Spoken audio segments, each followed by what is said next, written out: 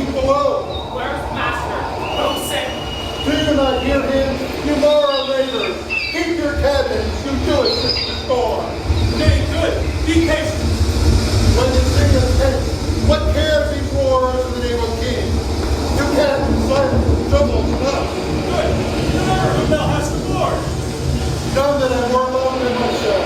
You are a counselor, but you demand elements of silence and work the peace of the present. We will not handle no more. Use your authority. If you cannot, give thanks that you have lived so long, and make yourself ready in your cabin for the mischance of the hour, if it so happen. To cabin silence trouble us not.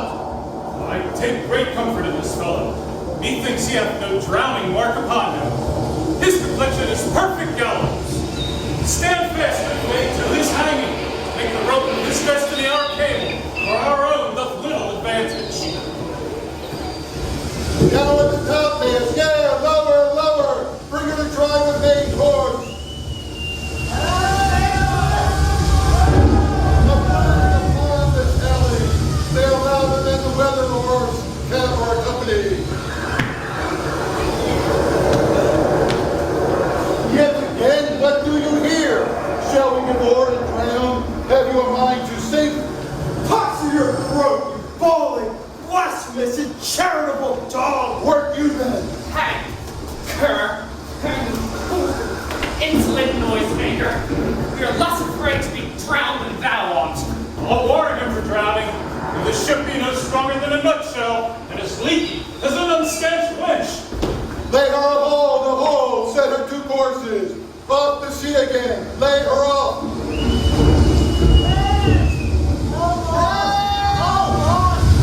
What must our mouths be called? The king and prince in prayer. Let's assist them, for their cases is ours. I'm out of patience! We are merely cheated of our lives by drunkards. This wide-chapped rascal, wouldst thou lie to drowning 10 times? He'll be hanged yet. Though every drop of water swear against it and gape at widest to glut him. We split! We split! Let's all sink with the king. Let's take leave of him! Now would I give 1,000 furlongs of sea for an acre of barren ground. Long heath, brown furs, anything. The will's above me done, but I would fain die a dry death.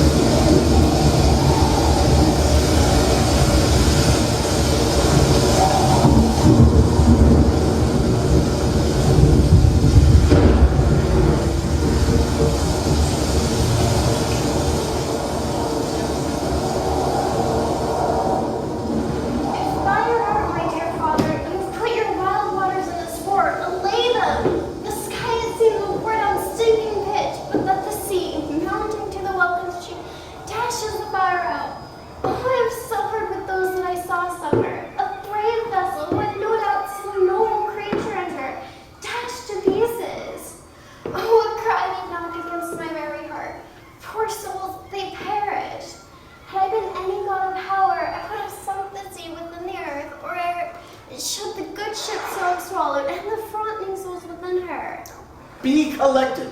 No more amazement.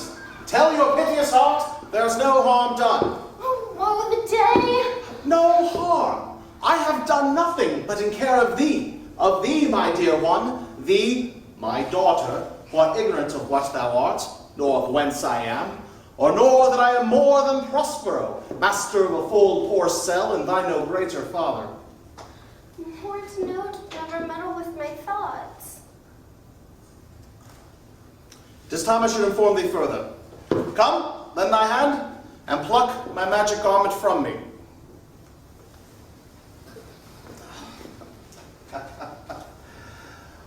So, lie there, my art. Wipest thou thine eyes, take comfort. The direful spectacle of the wreck, which has touched the very virtue of compassion in thee, I have with such provision in mine art, so safely ordered that there is no soul, no, not so much partition as an hair, be tid to any creature in that vessel which thou heardst cry, which thou sawest sink. Sit down, for now must thou no farther. You have often begun to tell me what I am, but stopped and left me to a bootless inquisition concluding stay. Not yet. The hour is now come, the very minute. Bids thee ope thine ear, obey, and be attentive. Dost thou remember a time before we came onto the cell? I do not think thou canst, for then thou was not yet out 3 years old.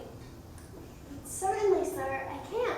By what? By any other house or person? Of anything this image tell me that has kept with thy remembrance. 'Tis far off and rather like a dream than an assurance that my remembrance once. Had I not 4 or 5 women once attended me? Oh, thou hadst, and more, Miranda. But how is it that this lives in thy mind?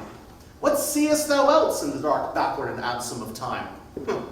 If thou rememberest aught ere thou camest here, how thou camest here thou mayst. But that I do not. 12 years since, Miranda. 12 years since, thy father was the Duke of Milan, and a prince of power. Sir, are not you my father? Oh, thy mother was a piece of virtue, and she did say thou wast my daughter. And your father was the Duke of Milan, and his only heir, a princess. No worse issued. Oh, the heavens! What foul play have we that we came from thence? Or blessed was it we did? Oh, both, my dear. By foul play, as thou sayest, were we even thence, but blessedly all thither. Oh, my heart bleeds to think of the team that I have turned you to, which is from my remembrance please you further. My brother and thy uncle, called Antonio. I pray thee mark me that brother should be so perfidious. He, whom next thyself of all the world I loved, and to him put the manage of my state, as at that time amongst the Signori it was the first, and Prospero the prime duke, being so reputed in dignity and to the liberal arts without a parallel. Those being all of my study, the government I cast upon my brother, and to my state grew stranger, being transported and wrapped in secret studies. Oh, thy false uncle. Dost thou attend me? Oh, good sir, I do. Having been once perfected how to grant suits, how to deny them, who to advance, and who to trash for overtopping, new created the creatures that were mine, I say, or changed them, or else new form. Having both the key of officer and office, he set all hearts of the state to what tune pleased his ear. Now, his was the ivy that hid my princely trunk and sucked my verdure out on't. But thou attendest not. Sir, I do. I pray thee mark me. I, thus neglecting worldly ends, all dedicated to a closeness in the bettering of my mind with that which, but by being so retired overprized all popular rate, then my false brother awoke an evil nature. That my trust, like a good parent, to beget of him a falsehood in its contrary as great as my trust was, which had indeed no limit, a confidence sans bounds.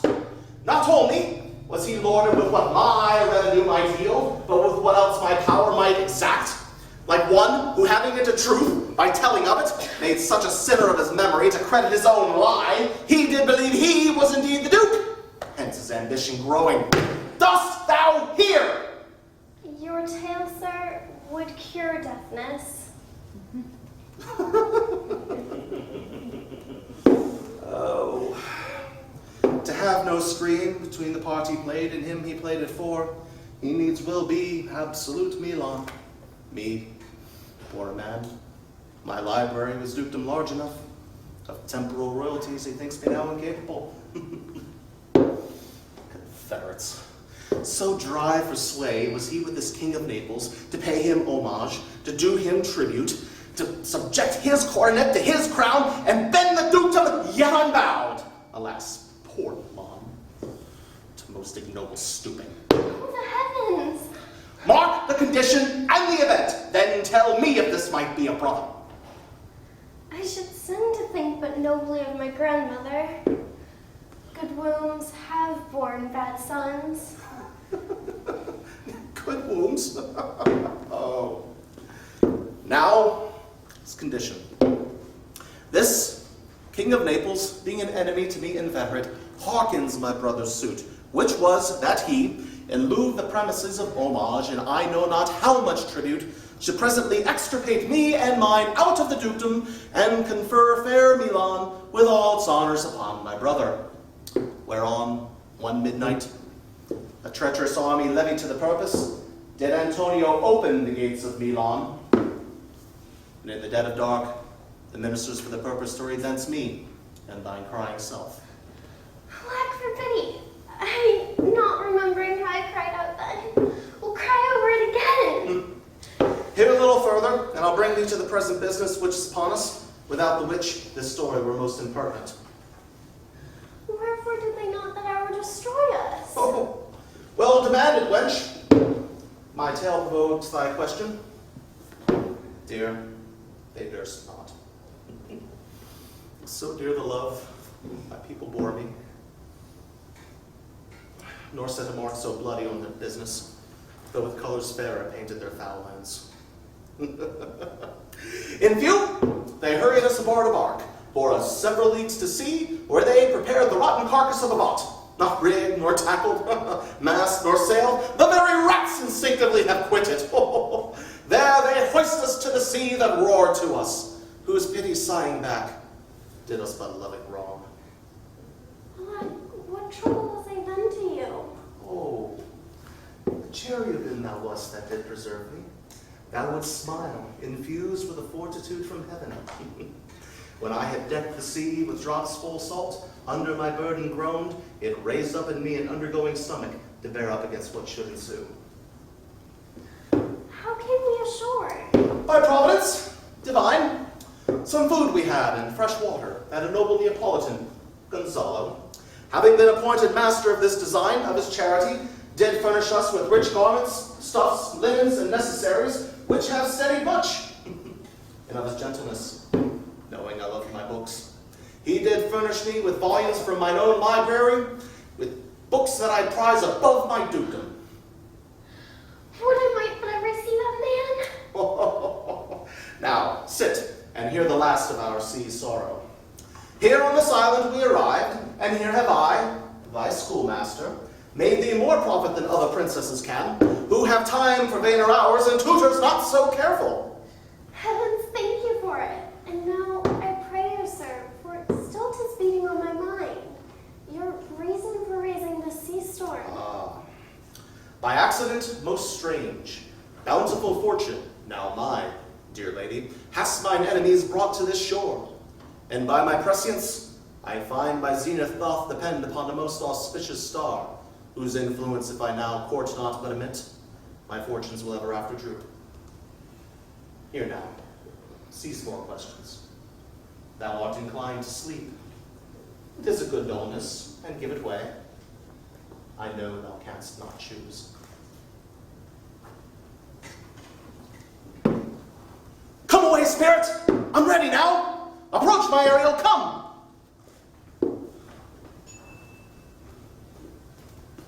All hail, great master. Grave sir, hail.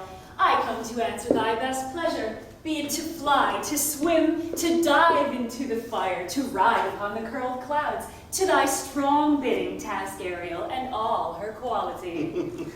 Spirit, hast thou performed to point the Tempest I bade thee? To every article. I boarded the king's ship, now on the beak, now in the waist, the deck, in every cabin. I flamed amazement. Sometimes I divide and burn in many places. On the topmasts, the yards, and bowsprit would I flame distinctly, then meet and join. Jove's lightning, the precursors of the dreaded thunderclap, more momentary and sight outrunning were not. The fire and cracks of sulphurous roaring, the most mighty Neptune did seem to besiege, and make his bold waves tremble, yea, his dredge-hided shake. My brave spirit, who was so firm, so constant, that this coil could not infect his reason? Not a soul but felt a fever of the mad and played some tricks of desperation.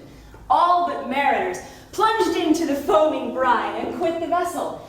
Then the king's son, Ferdinand, with hairs then up staring like reeds, not like hairs, was the first that leapt, cried, "Hell is empty and all the devils are here." That's my spirit. But was not this my shore? Close by, my master. But are they areas safe? Not a hair perished on their sustaining garments, not a blemish, but fresher than before. And, as thou badest me, in troops I have dispersed them about the isle. The king's son have I left by himself, whom I left cooling of the air with sighs, and sitting his arms in this sad knot. Of the king's ship, the mariners, say how thou hast disposed, and all the rest of the fleet. Safely in harbor is the king's ship, in the deep nook, where once thou calledst me up at midnight to fetch dew from the still-vexed Bermudas. There she's hid. The mariners all under hatches stowed, who, with a charm joined to their suffered labors, I have left asleep. As for the rest of the fleet, which I dispersed, they have all met again, and are upon the Mediterranean float, bound sadly home for Naples, supposing that they saw the king's ship wrecked, and his great person perish. Thy charge exactly as performed, but there's more work. What is the time of day? Past the mid-season. At least 2 glasses. The time twixt 6 and now must by us both be spent most preciously. Is there more toil? Since thou dost give me pains, let me remember thee what thou hast promised, which is not yet performed me. How now, moody? What is it thou canst demand? My liberty. Oh, before the time be out no more. I prithee remember, I have done thee worthy service, told thee no lies, made thee no mistakings, served without or grudge or grumbling. Thou didst promise to bake me a full year. Hast thou forgot from what a torment I did free thee? No. Thou hast, and think it much to tread the ooze of the salt deep, to run upon the sharp wind of the north, to do me business in the veins of the earth when it's baked with frost. I do not, sir. Thou liest, malignant thing. Hast thou forgot the foul witch, Sycorax, who with age and envy was grown into a hoop? Hast thou forgot her? No, sir. Thou hast! Where was she born? Tell me! Speak! Sir, in Argier. Oh, was she so? I must once in a month recount what thou hast been, which thou forgetst. This damned witch Sycorax, for mischiefs manifold and sorceries too terrible to enter human hearing, from Argier, as thou knowest, was banished. For one thing she did, they would not take her life. Is this not true? Aye, sir. Aye, sir. This blue-eyed hag was hither brought with child, and here was left by the sailors. Thou, my slave, as thou reportst thyself, was then her servant. Thou was a spirit too delicate to work her earthly and abhorred commands. Refusing her grand heists, she did confine thee, through use of her more potent ministers, and in her most unmitigable rage, into a cloven pine, within which rift thou didst painfully remain, imprisoned 12 years. Where thou didst vent thy groans as fast as mill wheels strike. Then was this island, save for the sun she did litter here, a freckled whelp, hag-born, not honored with a human shape. Aye, Caliban, her son. Dull thing, I say so. He, that Caliban, whom now I keep in service. Thou best knowest from what torment I did free thee. Thy groans would make wolves howl and penetrate the breasts of ever angry bears. It was a torment to lay upon the damned, which Sycorax could not again undo. It was mine art, when I arrived and heard thee, that made gape the pine and let thee out. I thank thee, master. I thank thee, master. If thou more murmurs, I shall rend an oak, and peg thee in its knotty entrails until thou hast howled away 12 winters. Pardon, master, I will be correspondent to command and do my spiriting gently. Do so, and after 2 days, I will discharge thee.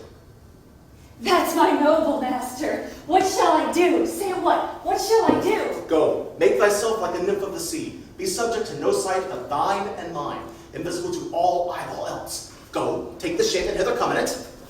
Go, hence, with diligence. Awake, dear heart, awake. Thou hast slept well. Awake.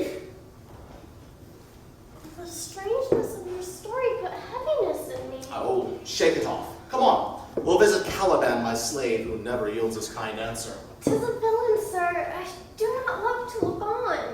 Well, as 'tis, we cannot miss him, for he does make our fire, bring in our wood, and serves in offices that profit us.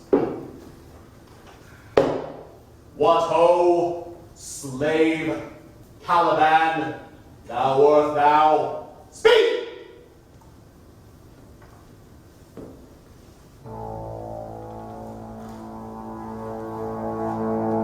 There's blood enough within. Come forth, I say! There's other business for thee! Come now, tortoise, when? By an apparition, quaint Ariel, hearken thine ear. My lord, it shall be done. Poisonous slave, got by the devil himself upon his wicked dam, come forth!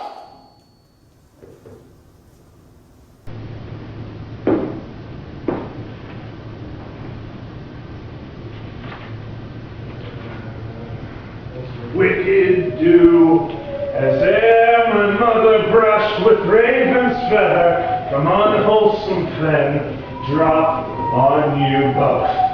A southwest blow on ye, and blister you all over. For this, be sure, tonight thou shalt have prints, side stitches that will pen thy breath up. Urchins shall, for that vast night, that they may exercise all on thee, thou shalt be pinched, as thick as honeycomb. Each pinch more stinging than bees that made them. I must eat my dinner.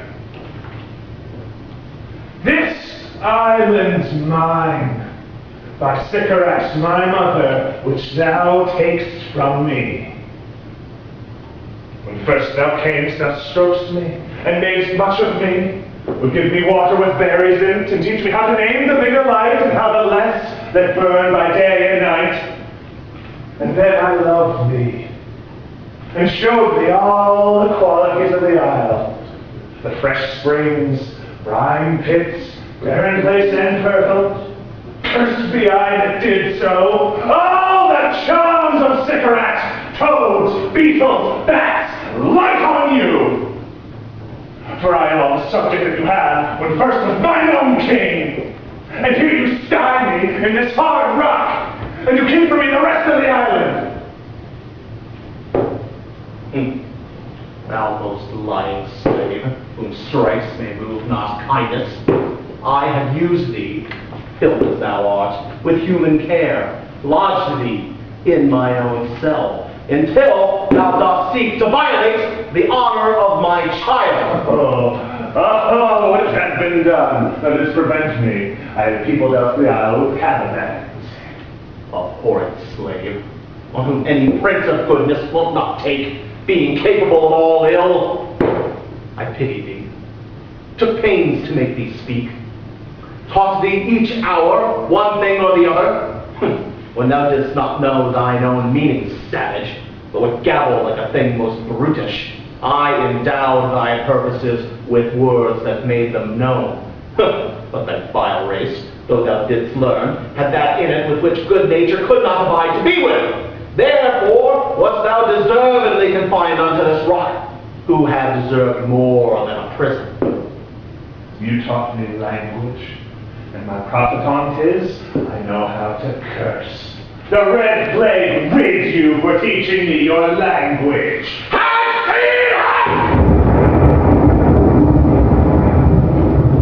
Fetch some fuel and be quick. Thou best answer on the business. Shruggest thou malice? If thou neglects, or dost unwillingly what I command, I will rack thee with old cramps, fill thy bones with aches, make thee roar, the beast shall tremble at thy No! Pray me. I must obey. His art is of such power and would control my damned god, Setemos, and make a vassal of him. So, slave, hence!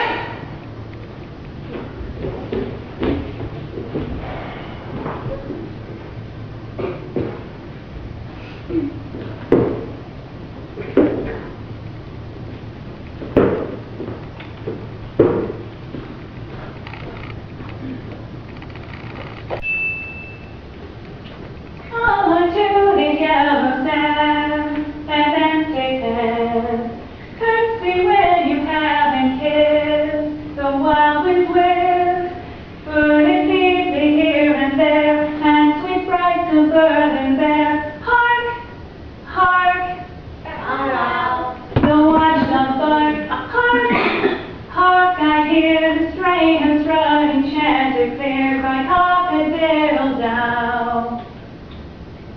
Where should this music be?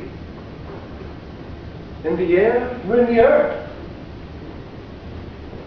It sounds no more, and sure it waits upon some god of the island.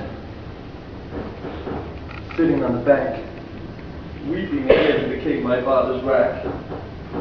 This music crept by me upon the waters, allaying both their fury and my passion with its sweet airs. Thither I have followed it, or it hath drawn me rather, but 'tis gone. No, it begins again. Full fathom far thy father lies, all his bones are coral made. Those are pearls that were his eyes, nothing of him begs or fade. But soft summer must be changed into something rich and strange. Sing his sounding ring his knell. Ding dong, hark, now I hear them, ding dong bell. This ditty doth remember my drowned father. This is no mortal business, nor no sound that the earth owes. I hear it now above me. The fringed curtains of thine eye advance, and say what thou seest yon. What is it? A spirit? Lord, how it looks about. Believe me, sir, it carries a brave form, but 'tis a spirit. No, wench, it eats and sleeps, and has senses such as we. Such. The scout thou seest was in the wreck, and that he's a thing stained with grief. That's beauty's canker. You might call him a goodly person. He has lost his fellows and strays out to find them. I might call him the thing divine, for nothing natural I ever saw so noble. It goes on, I see, as my soul prompts it. Spirit, fine spirit, I will free thee within 2 days for this. Oh, sure, the goddess on whom these airs attend. Vouchsafe my prayer, may know if you remain on this island, and that you will some good instruction give how I may bear me here. My prime request, which I do last pronounce, is, oh, you wonder, do you a maid or no? No wonder, sir, but certainly a maid. My language? Heavens! I am the best of thee to speak this speech, were I but where it is spoken. How? The best? What wert thou if the king of Naples heard thee, hmm? A single thing, as I am now, that wonders to hear thee speak of Naples. He does hear me, and that he does I weep. Myself in Naples, who ne'er since have, with mine eyes, beheld the king my father's wrath. Ask for mercy. Yes, faith in all his lords, the Duke of Milan and his brave son and twain. The Duke of Milan and his more braver daughter to control thee now, twere fit to do so. At the first sight they have changed eyes. Oh, Ariel, I will set thee free for this. A word, sir! I fear you may have done yourself some wrong. A word! Why speaks my father so ungently? This is the third man that I ever saw, and the first that I ever sighed for. Pity was my father to be inclined my way. Oh, if the virgin and your affections not gone forth, I'll make you a queen of Naples. Soft, sir, one word more. They are both in either's power. But this swift business I must uneasy make, lest too light honey makes the prize light. Sir, a word.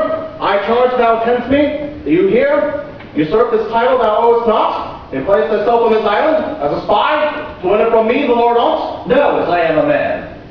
There's nothing ill can dwell in such a temple.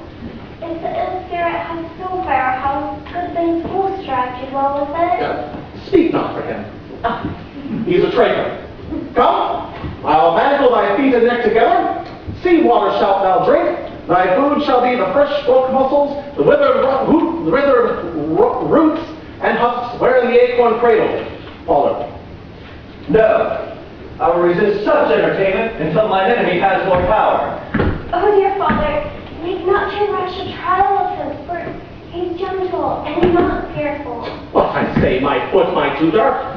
Put thy sword up, traitor, who makest a show but darest not strike. Thy conscience is so possessed with guilt, come from thy ward, that I could e'er disarm thee with this stick, and make Beseech you, father. hang on my garments. Sir, have pity. I'll be your surety. Silence! One word more shall make me chide thee, if not hate thee. What? An advocate for an impostor? Hush!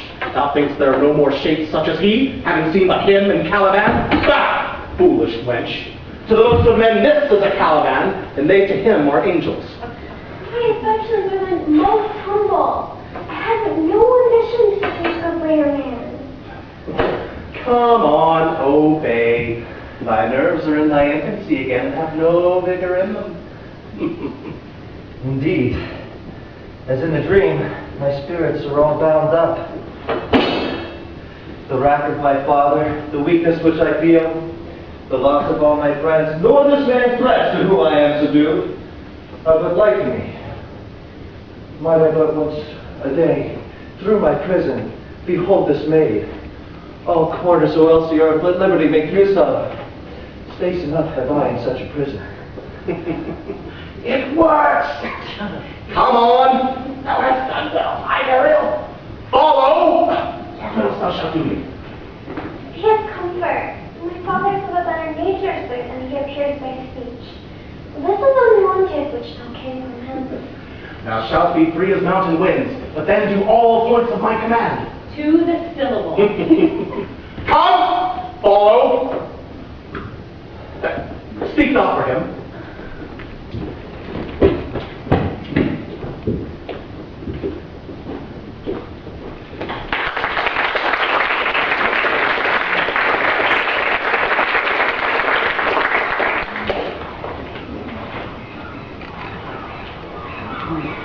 Beseech you, sir, be merry. If you have cause, so have we all of joy, for our escape is much beyond our loss. Our hint of woe is common.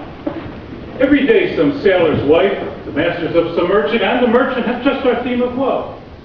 But for the miracle, I mean our preservation, few in millions can speak like us. Then wisely, good sir, weigh our sorrow with our comfort. Prithee, peace. He receives comfort like cold porridge. The visitor will not give him air so. Look, he's winding up the watch of his wit. By and by it will strike. Sir, what? Tell. When every grief is entertained that's offered, comes to the entertainer $1. Dolor comes to him indeed. You have spoken truer than you purposed. You have taken it wiselier than I meant you should. Therefore, good sir, Fie, what a spendthrift is he of his tongue. I prithee, spare. well, I have done. He will be talking. Which of he or Adrian, or good wager, first begins to crow? The old cock. The cock. Done. The wager? A laughter. A match. Though this island seems to be desert, Ha, ha, ha. So you're paid. uninhabitable and almost inaccessible, Yet? yet He could not miss it. it must needs be of a subtle, tender, and delicate temperance. Temperance was a delicate wench. Aye, and subtle, as he most learnedly delivered. The air breathes upon us here most sweetly. As if it had lungs, and rotten ones. Or as perfumed by a pen. Here is everything advantageous to life.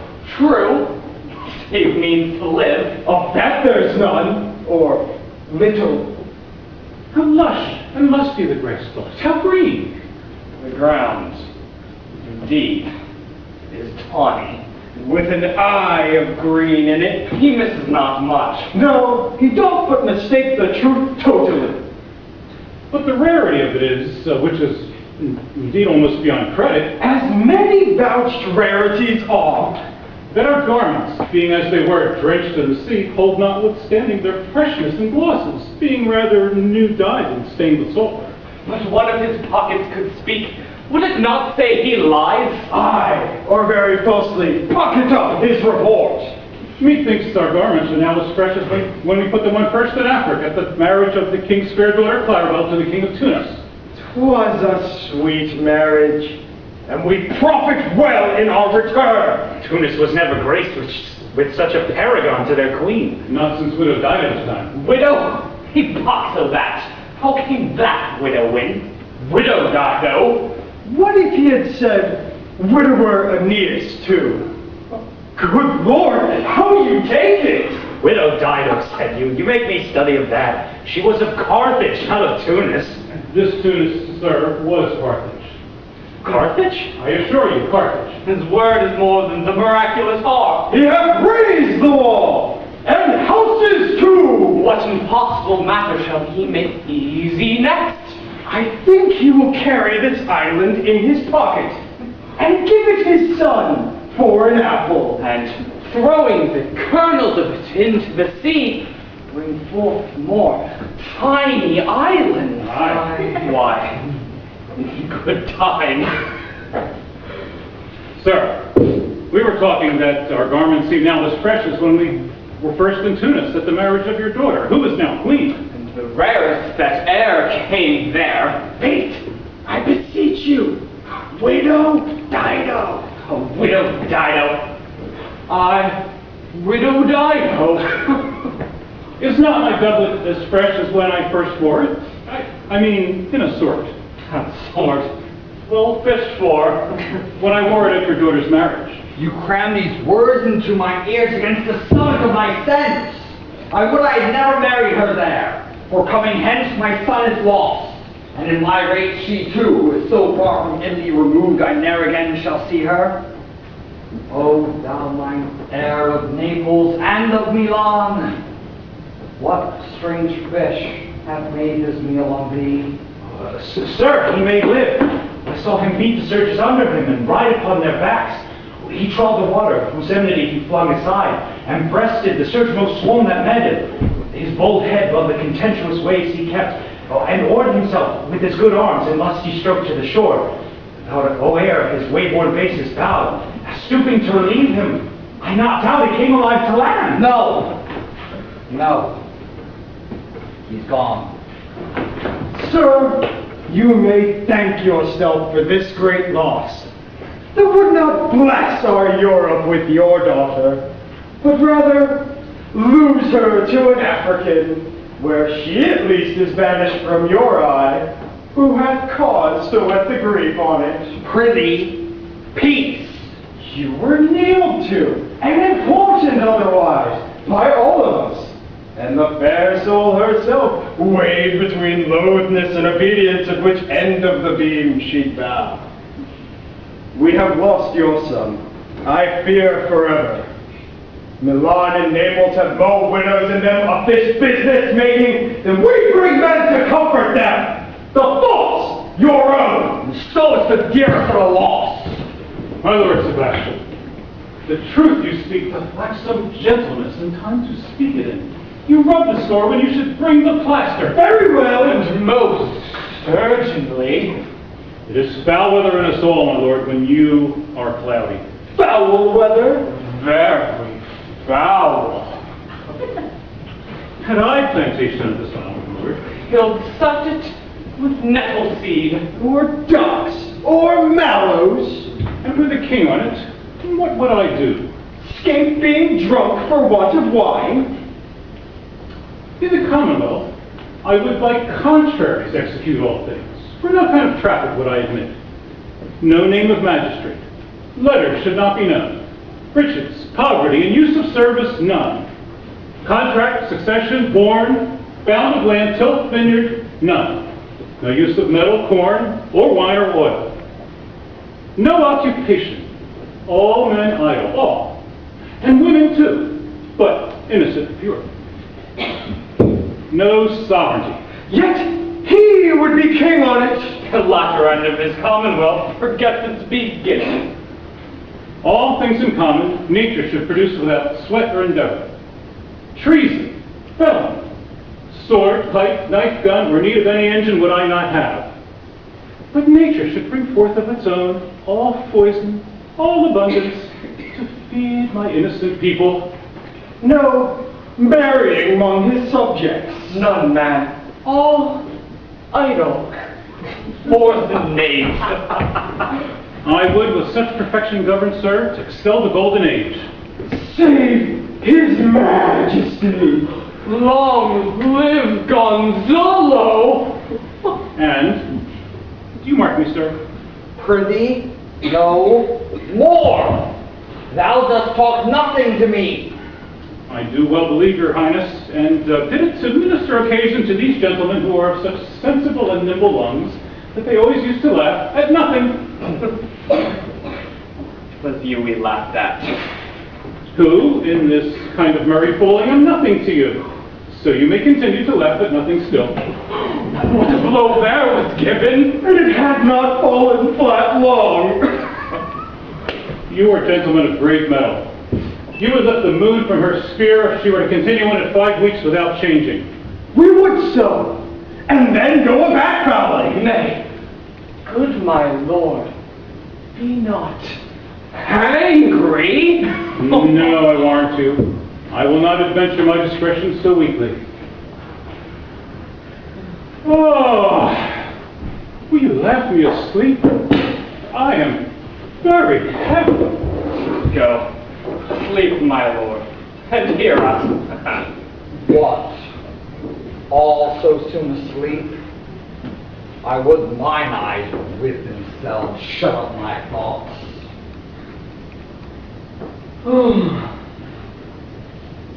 I find they are inclined to do so. Please you, sir, do not omit the heavy offer of it. It seldom visits sorrow, and when it doth, it is a comforter. We too, my lord, guard your person as you take your rest, and watch your safety. Thank you. Wondrous heavy.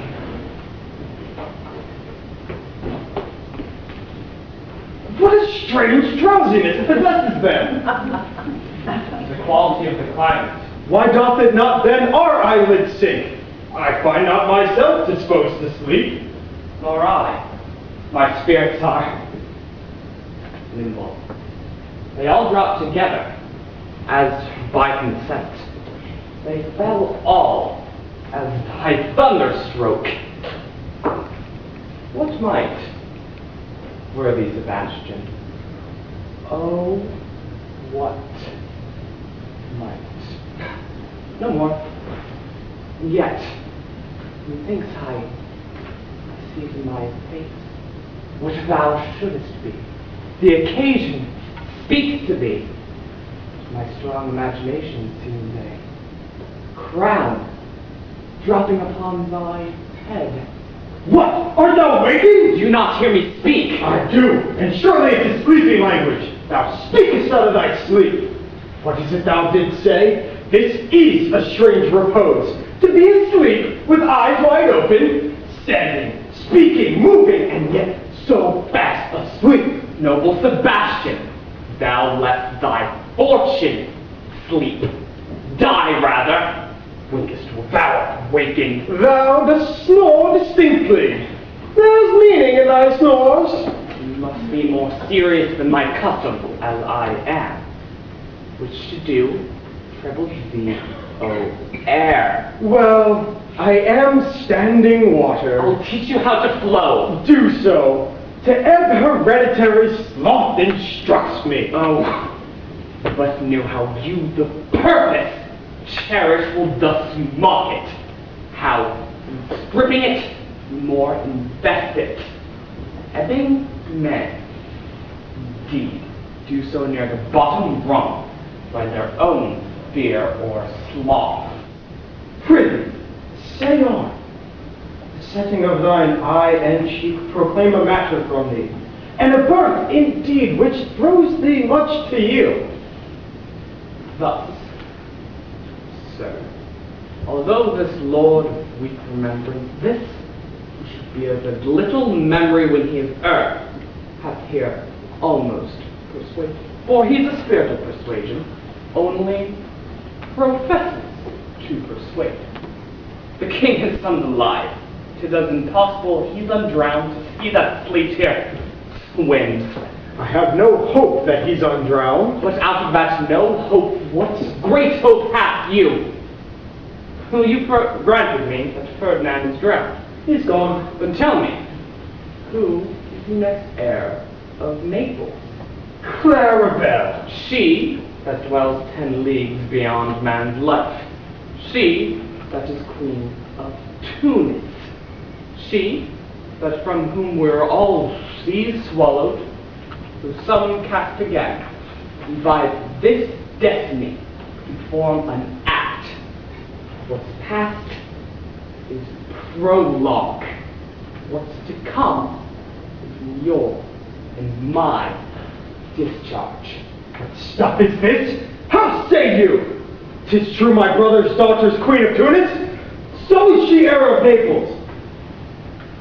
Twixt which regions there is some space. A space whose every cubit seems to cry out, how shall this Clarabelle measure us back to Naples? Keep in Tunis, let Sebastian wake.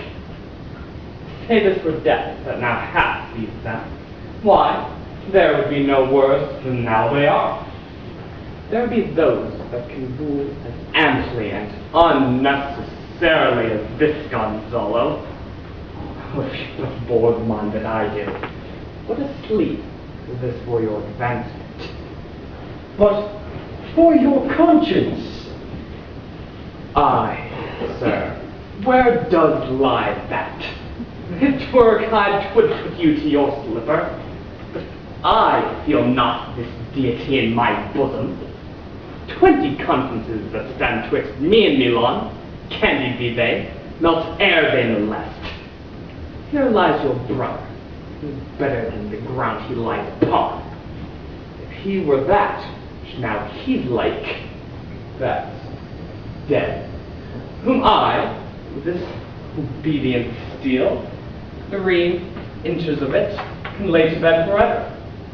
Was you doing thus to the perpetual wink, for I might put this ancient morsel, this Sir Prudence, should not upbraid our course. For all the rest, we'll take suggestion of the cat laps milk. We'll tell the clock any business we say befits the hour. Remember, you did supplant your brother Prospero. True. Look how well my garment is upon me. Much feeter than form. My brother's servants were then my fellows. Now they are my men. The case, dear friend, shall be my precedent. As thou gotst Milan, I'll come by Naples. Draw that sword. One stroke shall free thee from the tribute which thou payest, and I, the king, shall love thee. Draw together. When I rear my hand, do thee the like. Fall it on Gonzalo. Oh, but one word. My master, through his art, foresees the danger to you his friend are in, and sends me forth, or else his project dies, to keep them living. While you hear you snoring lie, open-eyed conspiracy his time doth take. If the life you keep a care, shake off slumber and beware, away, away. Let's go. Now, good angels, preserve the king. What? Come out. Oh, wait. Why are you drawn? Why for the scarcely looking? What's the matter? As we stood here securing your repose, even now I heard a hollow burst of bellowing, like bulls, or rather lions. Did not wake you? It struck my ear most terribly. I heard nothing. Oh, 'twas a din to prick a monster's ear, to make an earthquake. Sure, it was the roar of a whole herd of lions. Heard you this, Gonzalo? On my honor, sir, I heard a humming, and that a strange one, too, which did wake me. I shaked you, sir, and cried. When my eyes opened, I saw their weapons drawn. There was a noise, that's very.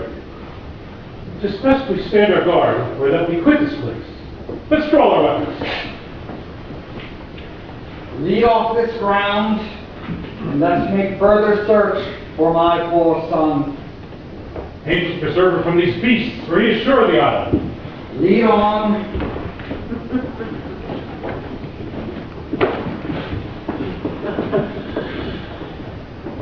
Prospero, my lord, shall know what I have done. So, king, go safely on to seek thy son.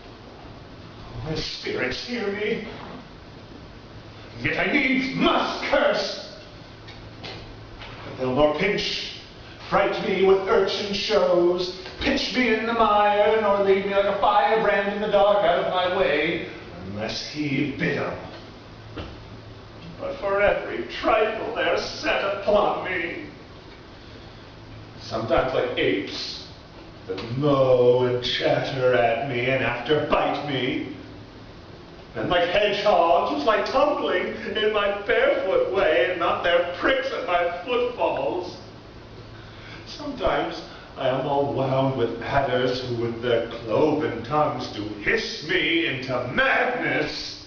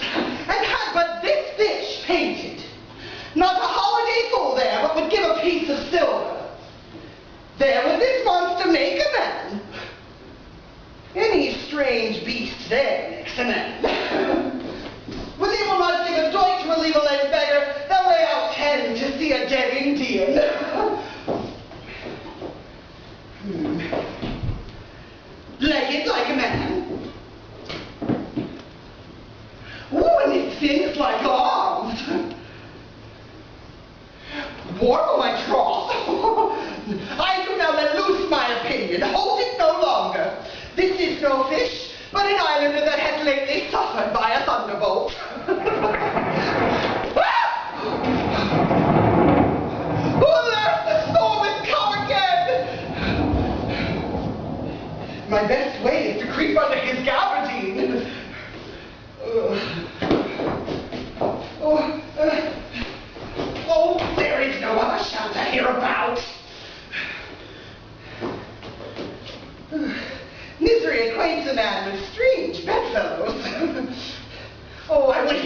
bow to the dregs of the stormy past.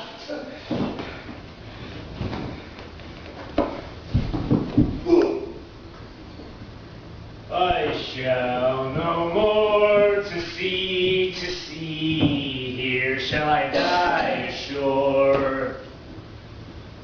Well, this is a scurvy tune to sing at a man's funeral. Well, here's my comfort.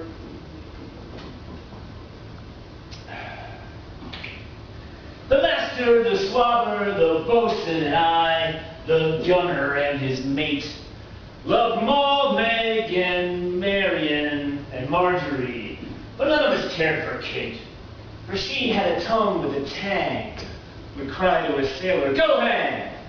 She loved not the savor of tar nor of pitch, yet a tailor might scratch her ere she did itch.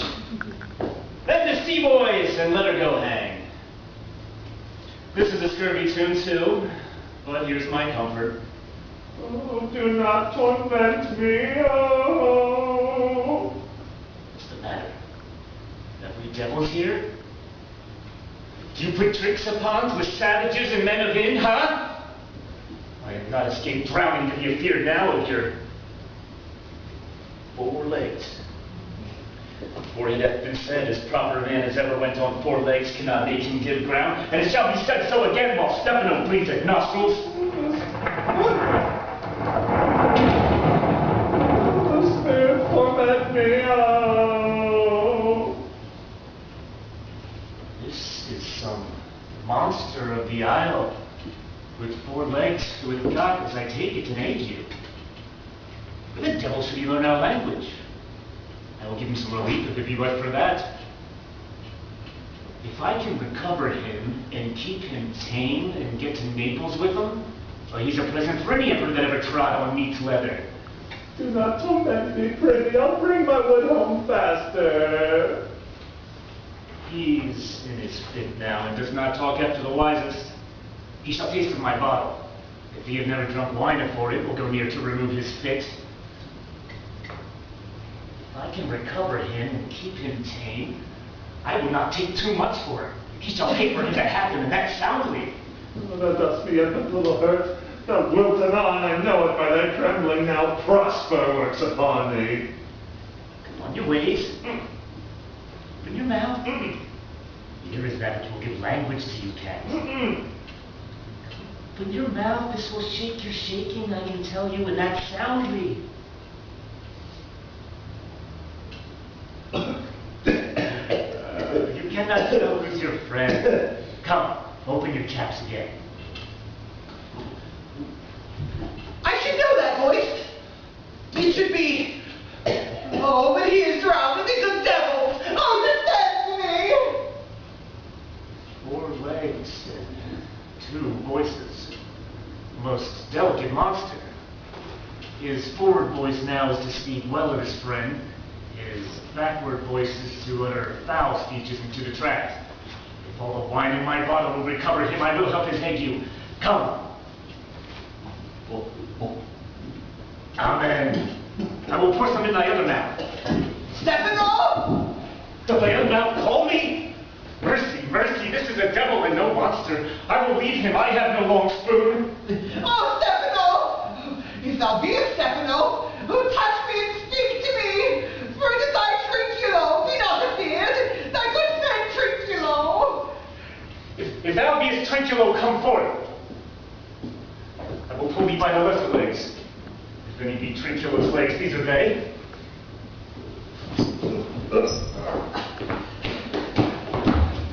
Very Trinculo indeed! Well, how camest thou to be the siege of this mooncalf? I took him to be killed with a thunderstroke! And art thou not drowned, Stefano? Oh, I hope thou art not drowned! Oh, is the storm overblown? I hid me under the dead mooncalf's cavity for fear of the storm! Is thou not living, Stefano? Oh, Stefano, too near father to escape! Prithee, do not turn me about. My stomach is not constant. These be fine things, and if they be not sprites, that's a brave God, and best celestial liquor. I will kneel to him. How didst thou escape? How camest thou hither? Swear by this bottle how thou camest hither. I escaped upon a butt of sack which the sailors deed overboard. By this bottle, which I made at the bark of a tree with mine own hands since I was cast ashore. I'll swear upon that bottle to be thy true subject, for the liquor is not earthly. Here, swear then how thou escaped. Swim ashore, man, like a duck. I can swim like a duck, I'll be sworn. Here, kiss the book. Oh, no, thou canst swim like a duck, thou art made like a goose. Oh, Stefano, hast any more of this? The whole butt, man. My cellar is in a rock by the seaside where my wine is hid. How now, mooncalf? How does thy make you? Hast thou not dropped from heaven? Out of the moon I do assure thee. I was the man of the moon when time was. I have seen thee in her, and I do adore thee. My mistress showed me thee, and thy dog, and thy bush. Come, swear to that. Kiss the book. I will furnish it to none with new conference. Swear. By this good light, this is a very shallow monster. I feared of him, a very weak monster. The man of the moon, the most pork-redulous monster, a restaurant monster, and good soup. I kiss thy foot. I'll swear myself thy subject. I prithee, be my God. A most perfidious and drunken monster. When's gone to sleep, he'll rob his bottle. I'll be thy subject. I'll lick thy shoe.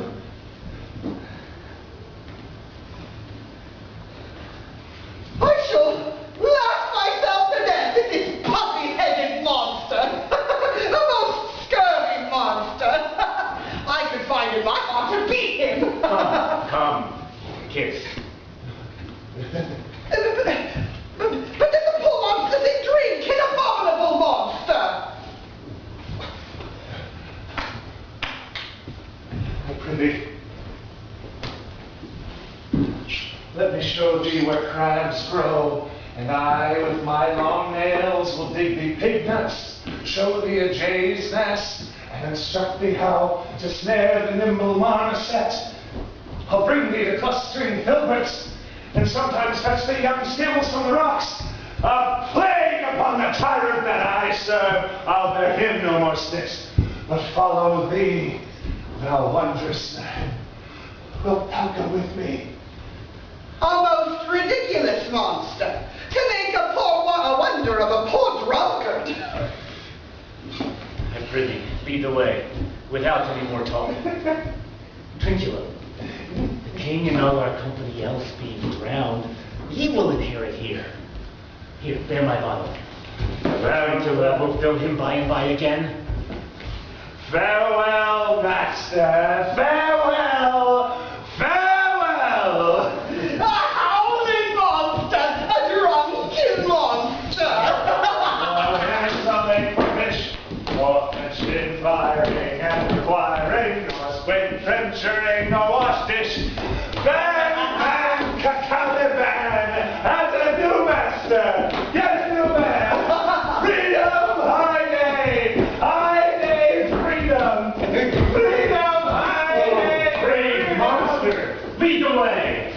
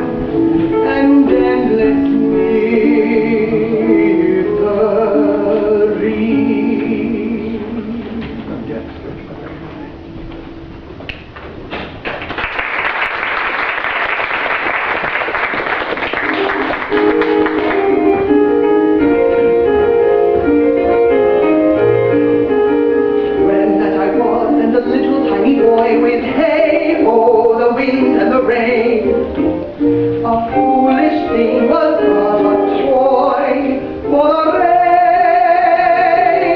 It's raining every day. But when I came to man's estate with hey-ho, the wind and the rain, yes, knaves and thieves and shut their gate for the rain. It raineth every day. But when I came alas to wife with hey-ho, the wind and the rain, like swaggering could I never thrive for the rain. It raineth every day.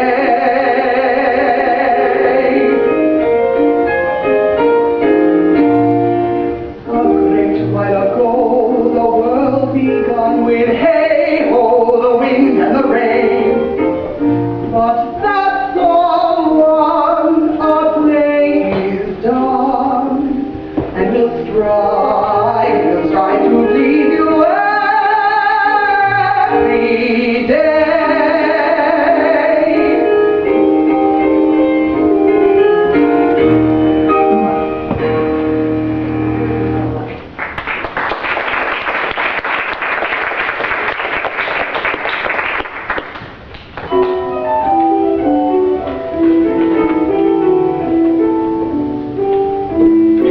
Mistress mine, where are you roaming? Oh, stay and hear your true love coming, and can sing both high and low. Drift no further, pretty sweeting, journeys end in lovers meeting. Every wife and son doth know.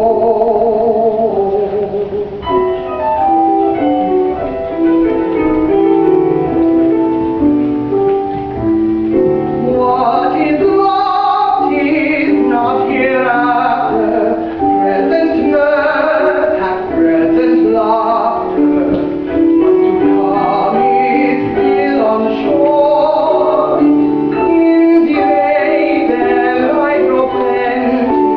Then come keep me 3 and 20.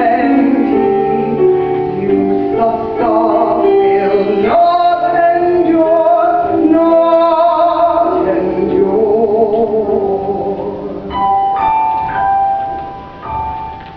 Mistress mine, where are you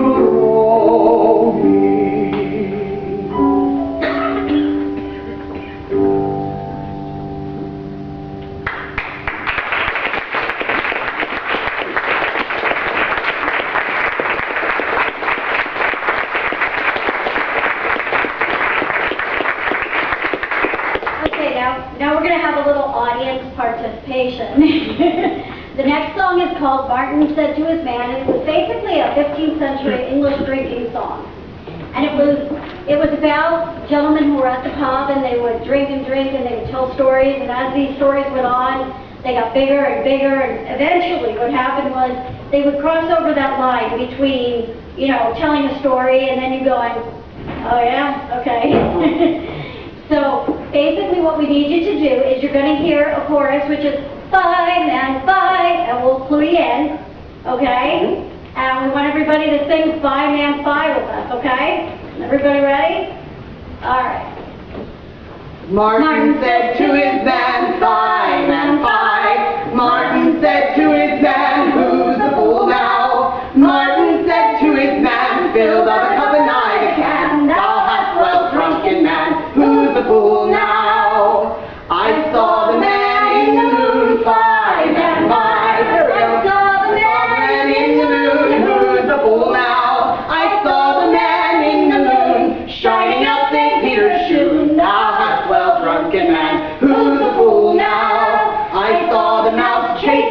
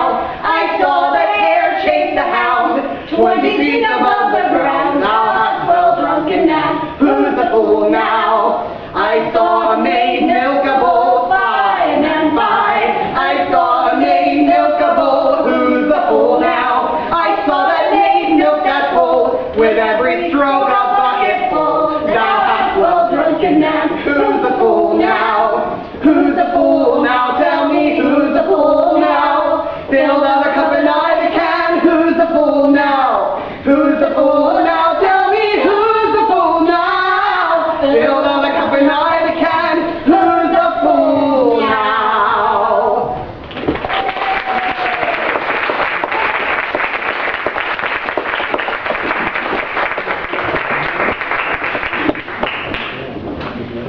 They're gone, and most poor matters point towards rich ends. This, my mean task, would seem as heavy to me as odious. But the mistress which I serve quickens what's dead and makes my labors a pleasure. Oh, she is 10 times more gentle than her father's crab, and he's composed of harshness. I must remove and pile up some thousands of these logs upon a sore injunction. My mistress weeps when she sees me work, and says such baseness never had a like executor. I forget. But these sweet thoughts even do refresh my labors. Most busy least when I do it. Alas, what's so hard? I was the lightning had burned up those logs that your newest pile. Pray, set it down and rest you. When this burns, the whole week for having wearied you. My father's hard at study. Pray, now rest yourself. Stay for these 3 hours. No, dear mistress. The sun will set before I shall discharge what I must strive to do. If you'll sit down, I'll bury your logs well. Pray, give me that. I'll carry it to the pile.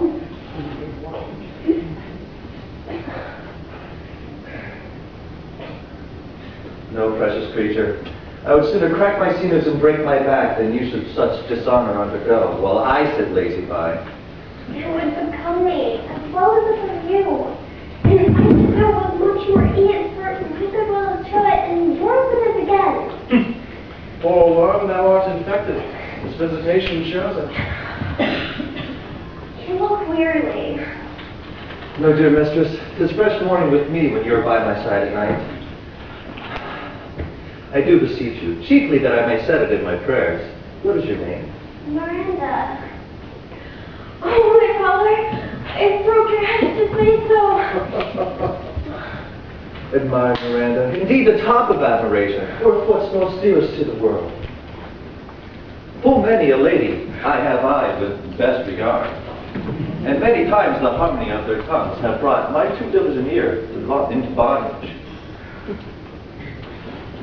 For several virtues I have liked several women, but never any was so full of soul, but some defect did quarrel with the noblest grace she owed and put it to the foil. But you, Miranda, oh you, so perfect and peerless, are made of every creature's best. I do not know one as my sex. No one is sweet to remember, save for my own. I do not know any more men than you, good friend, and my dear father. How you should are broad and careless of, by my modesty, the jewel in my tower. I would not wish any companion in the world but you. Nor can imagination form a shape beside yourself to like of. But I prized something too wildly, and my father's precepts I there do forget. I am, in my condition, a prince, Miranda. I do think a king. I would not so. It would no sooner suffer this wooden slavery than to suffer the fleshlight below my mouth. Hear my soul speak. From the very instant I did see you, did my heart fly to your service. There resides to make me slave to it. And for your sake am I this patient logman. Do you love me? O heaven, O earth, bear witness to this sound and profess with kind event if I speak true. If hollowly invert what is best boded to me to mischief. I, beyond all limit, all else the world, do love, prize, honor thee. I will follow me, how can I glad of? Fair encounter of two most rare affections. Heaven rain grace on that which breeds freedom. Wherefore weep you? At my unworthiness, I dare not offer what I desire to give, and much less take what I shall die to want. But since it's trifling, and all the more it seeks to hide itself, the bigger will it shows, and bashful cunning, and prone me slain in holy innocence.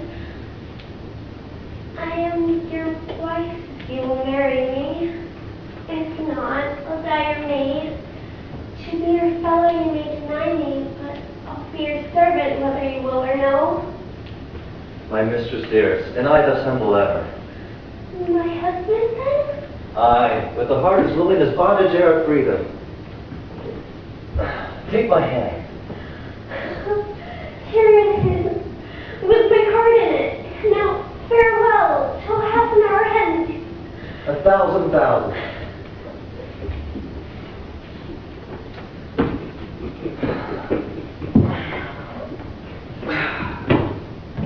As glad of this as they I cannot be, who are surprised withal. But yet, my rejoicing at nothing can be more. Out my book. For yet, ere supper time, must I perform much business appertaining.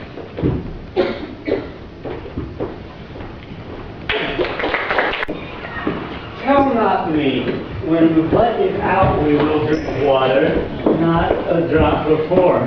Therefore, bear up and board up. Servant monster, drink to me. Servant monster! The folly of this island! They say there are but 5 upon the file. We are 3 of them. If the other 2 be brained like us, the state totters.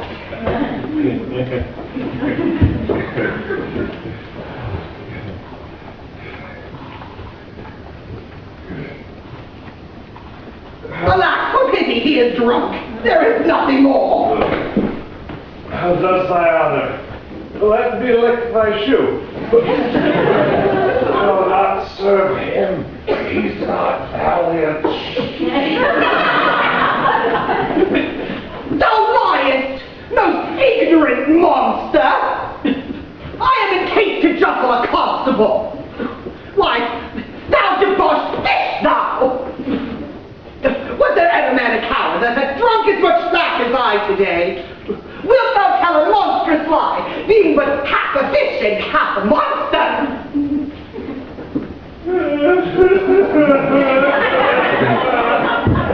Oh, how he mocks me. Wilt thou let him, my lord? Lord, quoth he, that a monster should be such a natural. No, again. Fight him to death, I prithee.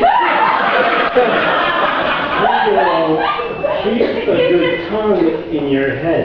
If you prove a mutineer, the next tree, the poor monster is my subject, and he shall not suffer indignity. I thank my noble lord. Wilt thou be pleased to hearken once again to the suit I made to thee? Mary, will I kneel and repeat it? I will stand, and so shall Trinculo. As I told thee before, I am subject to a tyrant, a sorcerer, that by his cunning hath cheated me of the island. Thou liest.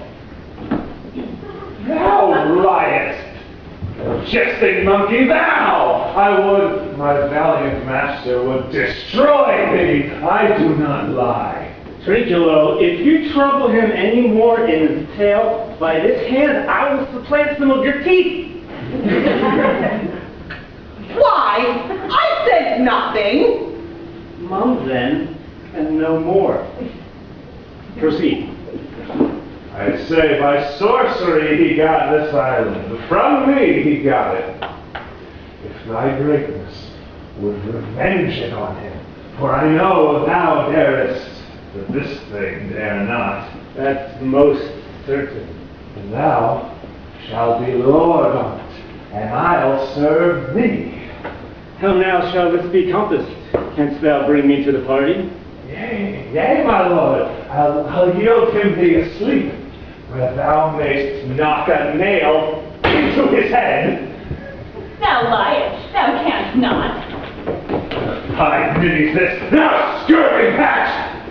I do beseech thy greatness, give him blows, and take his buckle from him. When that's gone, he will drink naught but brine, for I'll not show him where the quick freshes are. Trinculo, run into no further danger. Interrupt the monster one word further, and by this hand I will turn my mercy out of doors and make a stockfish of thee. Why? What did I? I did nothing. not say he lied. Thou liest. What so? Take thou that! If you like this, give me the lie another time. I did not give the lie. Out your wits in hearing too. This can fat can drinking do. I'm a rain on your monster, and the devil take your fingers. Now, forward with your tale. Beat him enough. After a time, I'll beat him too. Prithee, stand farther off. Stand farther. Come, proceed. As I told thee, it is his custom in the afternoon to sleep. There thou mayst brain him, having first seized his books. Or with a log, batter his skull. Or punch him with a stake, or cut his weasand with thy knife. Remember first to possess his books, for without them he's but a sot as I am, and hath not one spirit to command. They all do hate him as rootedly as I. Burn but his books.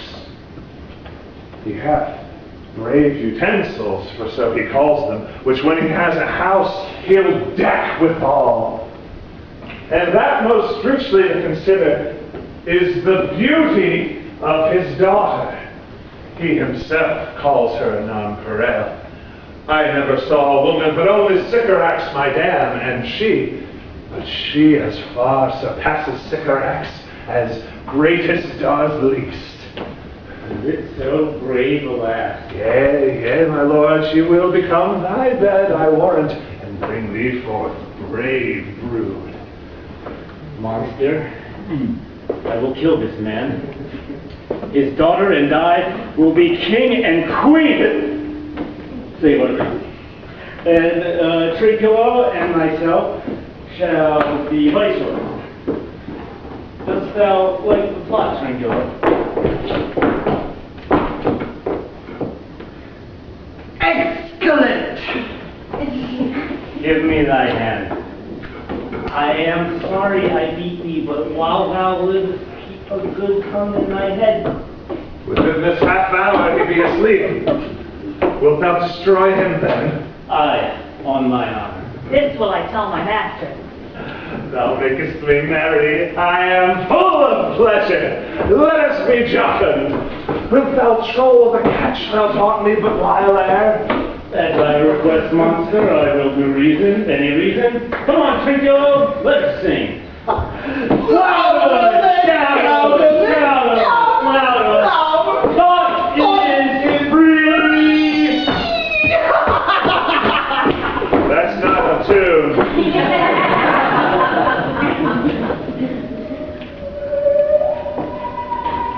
What is this saying? This is the tune of our catch, played by the picture of nobody. If thou beest a man, show thyself in thy likeness. If thou beest a devil, take it as thou list. Oh, forgive me my sins! He who dies pays all debt. I defy thee! Mercy upon us. Art thou feared? No monster?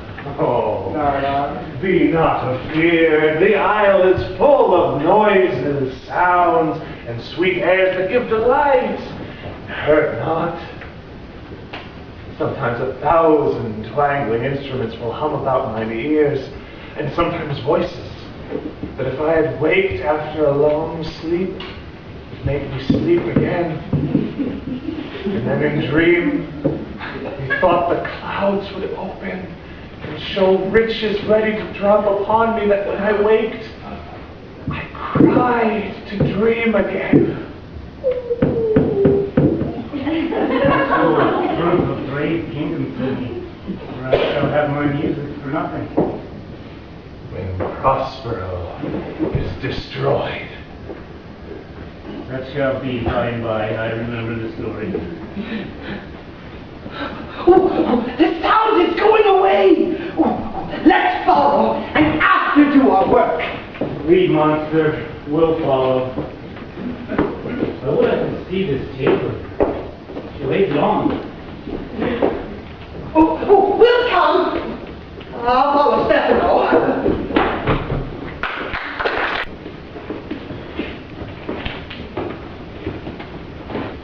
By your Lincoln, I can go no further, sir. My old bones ache. Here's a maze trod indeed through forthrights and meanders. By your patience, I needs must rest me. O Lord, I cannot blame thee, who am myself attached with weariness to the dulling of my spirits. Sit down and rest. Even here will I put off my hope and keep it no longer for my flatterer. He is drowned whom thus we stray to find, and the sea mocks our frustrate search on land. Well, let him go. Right glad of so apt hope. Do not forgo, or one repulse, the purpose we resolve to effect. The next advantage we will take thoroughly, lest we tonight, for they will not, nor cannot see such vigilance when they are fresh. I stay tonight, no more.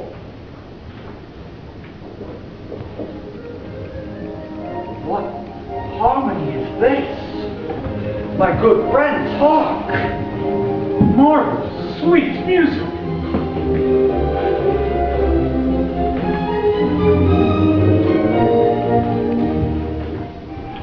Give us kind keepers. Heavens, what were those? A living drollery. Now I will believe there are unicorns. And in Arabia there is one tree, the phoenix throne. One phoenix this hour reigning there. I'll believe both. And what else wants credit? Come to me and I'll be sworn to be true. Travelers' narratives lie. Will that home condemn them? If in Naples I should report this now, would they believe me? If I said I saw such islanders, though they be of monstrous shape, yet no, their manners were more gentle kind than of our human generation you should find many, nay, almost any. Honest Lord, thou hast spoke well. For some of you there present are worse than devils. I cannot too much muse, such shape, gestures, such sound, expressing, though want use of tongue, an excellent kind of dumb discourse. Praise and departing.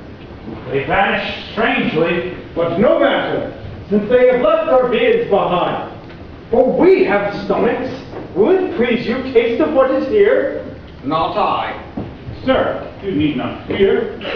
When we were boys, who would believe there were mountaineers do laugh like bulls, whose throats had hanging out wallets of flesh, or that there were such men whose heads stood in their breasts, which now we find each putter out of 5 for 1 will give us good warrant of. I'll stand to and feed, though I fear will be my last. But no matter, since I feel my best is past. Brother, my lord the Duke, stand to, and do as we.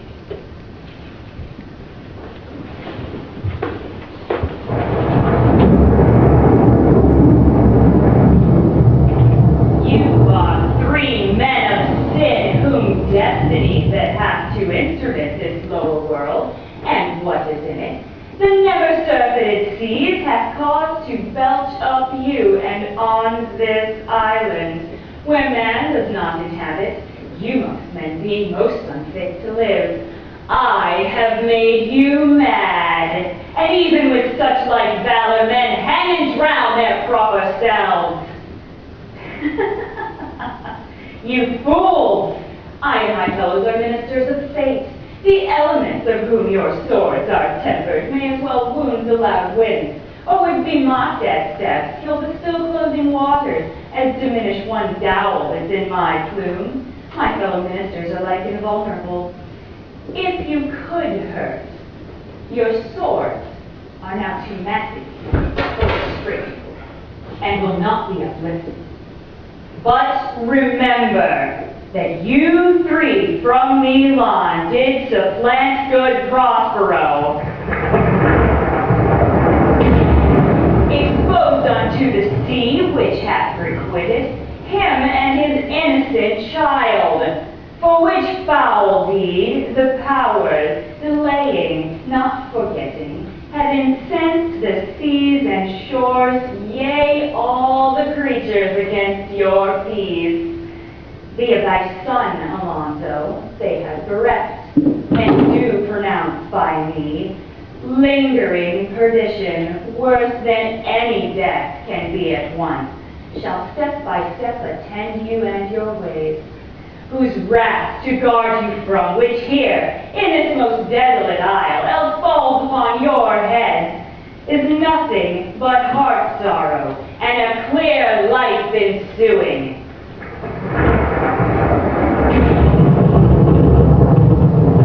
Bravely the figure of this harpy has now performed, my Ariel. My charms work, and these, mine enemies, are all knit up in their distractions. They are in my power. In these fits, I shall leave them, whilst I visit young Ferdinand, whom they suppose is drowned, and his and mine loved darling.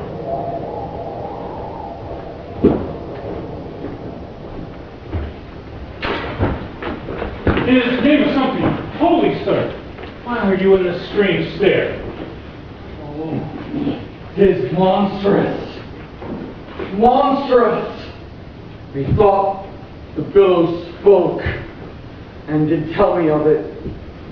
The winds did sing it to me, and the thunder, that deep and dreadful organ pipe, pronounced the name of Prosper. It did base my trespass. Therefore, my son in the ooze is bedded, and I'll seek him deeper than e'er flood it sounded, and with him there lie muddy. For one fiend at a time, I'll fight their legions, or I'll be thy second. All three of them are desperate. Their great guilt, which, like poison meant to work a great time after, now begins to bite their spirits. I do beseech you who are of suppler joints, follow them swiftly, and hinder them from what this ecstasy may provoke them to. Follow, I pray you.